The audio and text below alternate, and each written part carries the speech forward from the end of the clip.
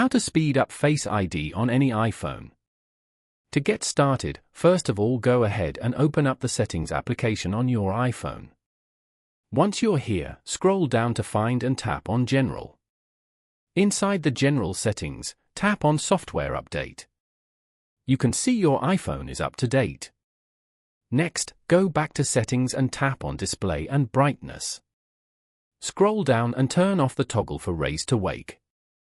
This prevents the screen from waking up unnecessarily. For the final step, return to the main Settings menu and select Face ID and Passcode, then enter your passcode to continue. Inside this menu, scroll down to the Attention section.